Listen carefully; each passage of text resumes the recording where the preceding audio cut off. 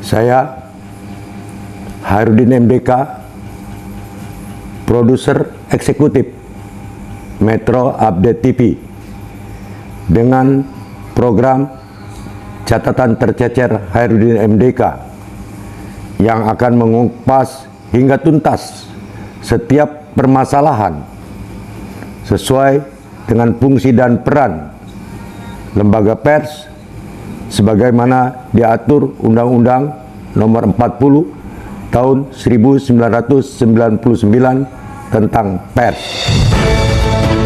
Dari Studio 1 Metro Jakarta, inilah Breaking News.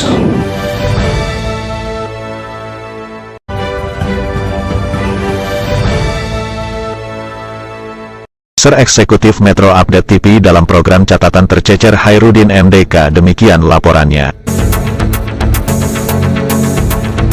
Sebelumnya nama Mufran Imron menjadi momok yang begitu menakutkan bagi masyarakat, termasuk bagi pejabat atau penguasa baik di Provinsi Bengkulu maupun di Kabupaten dan Kota Bengkulu.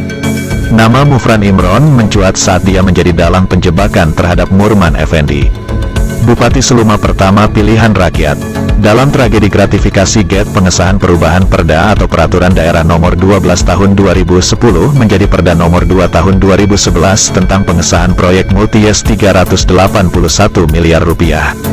Berbekal 20 lembar fotokopi cek BCA dengan nilai masing-masing 50 juta rupiah per lembar cek, atau dengan total nilai nominal sebesar 1 miliar rupiah untuk 20 lembar fotokopi cek. Mufran Imron yang saat itu anggota DPRD Kabupaten Seluma, bersama 9 anggota DPRD Kabupaten Seluma lainnya melaporkan Bupati Seluma, Murman Effendi, ke KPK, atau Komisi Pemberantasan Korupsi dengan tuduhan gratifikasi.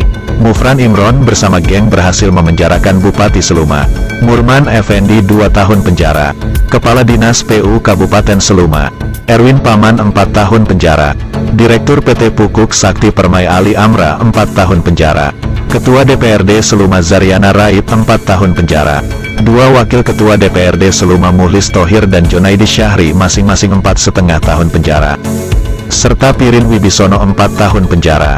Hanya saja dalam proses penerapan hukum dugaan gratifikasi GET, lembaga anti rasuah KPK sepertinya tebang pilih. Sebab meski dalam persidangan terungkap bahwa anggota DPRD Seluma yang diketahui terlibat tragedi gratifikasi GET 27 orang, tetapi faktanya hanya 4 orang yang dijebloskan ke balik terali besi penjara. Sedangkan 23 anggota DPRD lain hingga saat ini masih berkeliaran menikmati kebebasan. Bahkan beberapa orang diantaranya kembali terpilih dan duduk di kursi empuk lembaga legislatif sebagai wakil rakyat. Hebatnya, pada saat Bupati Seluma Murman Effendi menjalani hukuman di penjara Cipinang, Jakarta, Mufran Imron bisa menikmati hasil manuver kontraversinya. Dia yang ketika itu adalah anggota DPRD Seluma, naik pangkat menjadi Wakil Bupati Seluma, mendampingi Wakil Bupati Seluma Bundrajaya yang juga naik pangkat menjadi Bupati Seluma periode tahun 2010 sampai tahun 2015. Menggantikan Murman Effendi. Malangnya, pasca jabatannya sebagai Wakil Bupati Seluma periode tahun 2010 sampai tahun 2015 berakhir, Mufran Imron yang maju sebagai calon bupati berpasangan dengan Dr. Andes Gustianto akrab disapa Yayan sebagai calon wakil bupati. Langkah politiknya terhenti di gelanggang pilkada, dikalahkan pasangan Bundrajaya, Suparto. Namun demikian, label sebagai orang KPK tetap melekat di belakang nama Mufran Imron. Tidak diketahui secara pasti, siapa yang mempopulerkan nama Mufran Imron sebagai orang KPK, apakah orang lain atau Mufran Imron sendiri.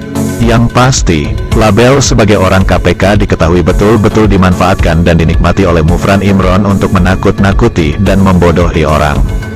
Dari berbagai manuver Mufran Imron dengan mengaku orang KPK, yang menghebohkan adalah begitu ketakutannya para pejabat Balai Wilayah Sungai Sumatera 7 Bengkulu. Pasca seorang PPK atau pejabat pembuat komitmen dan salah seorang kontraktor langganannya, Amin Anwari dan Murni Suhardi terjaring OTT atau Operasi Tangkap Tangan KPK. Kepada Fauzi, Edi Junaidi dan Apip Kusnadi, Kasatker PJPA, Kasatker PJSA dan PPK Irigasi dan Rawa yang sudah diperiksa penyidik KPK terkait pengembangan OTT. Mufran Imron menjamin tidak akan menjadi tersangka dengan syarat menyetor uang 1 miliar rupiah setiap orang.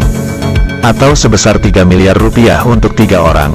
Tragisnya, sekitar sepekan setelah uang sebesar 3 miliar yang disetorkan secara berangsur ke Mufran Imron melalui orang lain, Fauzi, Edi Junaidi dan Apip Kusnadi oleh KPK justru dijadikan tersangka dan ditahan. Saat ini, Fauzi, Edi Junaidi dan Apip Kusnadi harus mendekam di balik terali besi penjara. Setelah divonis bersalah oleh Majelis Hakim Pengadilan Tipikor Bengkulu masing-masing 2 tahun 8 bulan penjara. Hebatnya, karena ketakutan pejabat BWSS 7 yang memiliki kewenangan penentu kebijakan. Ketika itu masih memberi jatah paket proyek kepada Mufran Imron 2 tahun anggaran berturut-turut. Tahun anggaran 2018, dengan bendera PT Aditya Mitra Sejajar, Mufran mendapat jatah proyek peningkatan jaringan irigasi air Seluma sebesar 9 miliar rupiah lebih. Ironinya, meski sampai dengan berakhirnya tahun anggaran 2018 pekerjaan fisik jaringan irigasi yang dikerjakan Mufran Imron belum selesai, tetapi masih dengan menggunakan bendera PT Aditya Mitra Sejajar. Pada tahun anggaran 2019 Mufran Imron kembali diberi jatah paket peningkatan jaringan irigasi di lokasi yang sama. Saat ini, untuk sementara petualangan kontroversi Mufran Imron harus berlabuh di penjara. Setelah ditangkap, ditahan dan dijadikan tersangka tindak pidana korupsi dana hibah KONI tahun 2020 sebesar 11 miliar rupiah oleh Polda Bengkulu. Kabar teranyar, selain mantan bendahara KONI Hirwan Fuadi juga sudah dijadikan tersangka. Berkas perkara Mufran Imron sudah dinyatakan P21. Tidak tahu persis, apakah di penjara Mufran Imron bisa bereuni dengan Murman Effendi, Fauzi, Edi Junaidi dan Apip Kusnadi yang pernah jadi korban manuvernya. Wallahu alam bisawab. Dari Studio 2 Metro Update TV Bengkulu, Jakarta, kru Metro Update melaporkan.